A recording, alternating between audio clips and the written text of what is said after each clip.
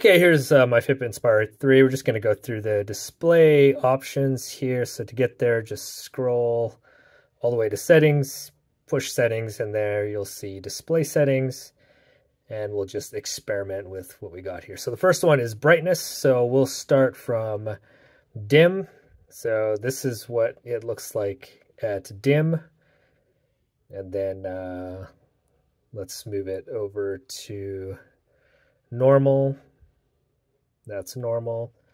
I can notice slightly like here, but I don't know if you'll be able to see that on the camera very clearly. So that was normal there. And then we'll go one more time. That's the max there. So ever so slightly brighter there, more noticeable, I guess, up close in person here, not in the camera there. So, all right, let's move on there. So I'll just put it back to normal there. All right, we'll scroll back to the next one there.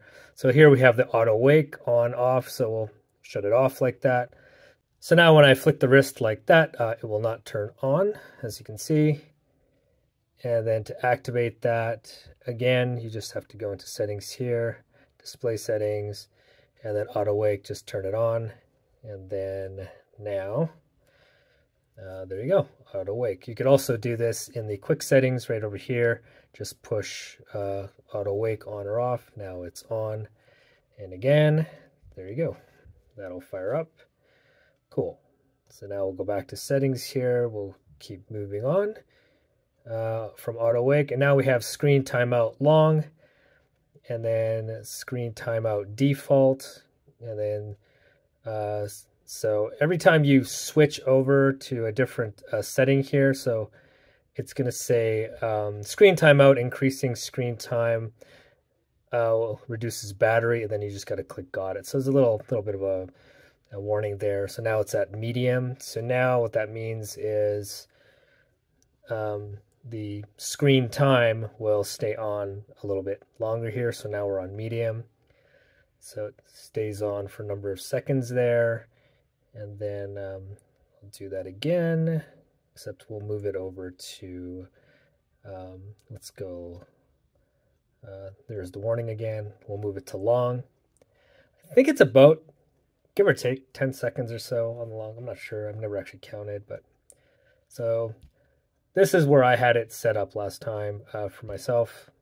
So now we'll go back to the default setting there for the screen timeout. We'll just do that real quick here. And then, yeah, so there you go. It sets to default. Don't get a warning or anything like that. And that's the default time length, which is pretty short. So, all right, so let's move on here. So now we have brightness. We did that. Auto wake, we did that. Screen timeout, we did. And then finally, we have always on display. So I'm just going to push that, and then you're going to see a always on display.